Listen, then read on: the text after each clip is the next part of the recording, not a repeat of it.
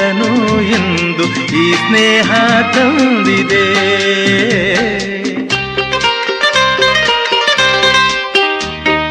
ಭುವಿಯಲ್ಲಿ ಬೇರೆ ಹೊಸ ಲೋಕ ಕಂಡ ಭ್ರಾಂತಿ ಬಂದಿದೆ.